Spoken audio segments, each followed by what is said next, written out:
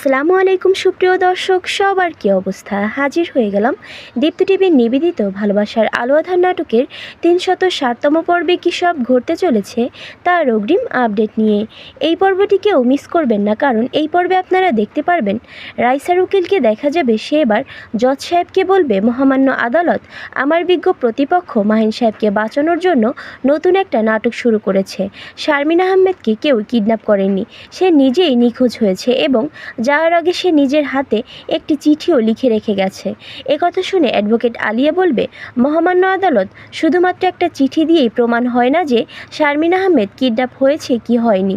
তখন রাইসার উকিল বলে উঠবে, তাহলে কি উনি নিজে এসে বললে আপনি বিশ্বাস করবেন যে উনি কিডন্যাপ হননি? উত্তরে অ্যাডভোকেট আলিয়া বলবে, অনেকটাই তাই, কারণ ভোরবেলা শারমিন আহমেদ নিজে থেকে তার গাড়িতে করে বের হয়েছিল। সকালবেলা তার ছেলে মাহিন আহমেদ চিঠি পড়ে সমস্ত ঘটনা জানতে পেরে অফিস, হাসপাতাল, আত্মীয় পরিজন, এমনকি সিঙ্গাপুরে সে যে জায়গায় থাকতো সেখানেও খোঁজ নিয়েছে, কিন্তু তাকে কোথাও খুঁজে পাওয়া যায়নি। ঠিক তার কিডন্যাপের পরপরই তার ড্রাইভারও লাপাত্তা হয়ে যায়। সন্দেহটা এখানেই। ইয়োর অনার, শারমিন আহমেদকে খুঁজে পাওয়া গেলেই এই কেসের সত্যটা উদ্ঘাটন করা যাবে। কোর্ট শেষে নন্দিনীকে দেখা যাবে সে এবং ডিবি তারানা এই বিষয় নিয়ে অ্যাডভোকেট আলিয়ার সাথে কথা বলতে বসবে। তখন অ্যাডভোকেট আলিয়া বলবে, যে করেই হোক দ্রুত শারমিন ম্যাডামকে খুঁজে বের করতে হবে। উত্তরে ডিবি তারানা বলবে, আমি সব জায়গায় পোস্টার দিয়ে দিয়েছি, শারমিন ম্যাডামকে যদি বেঁচে থাকে তাহলে অবশ্যই আমরা তাকে খুঁজে বের করতে পারবো।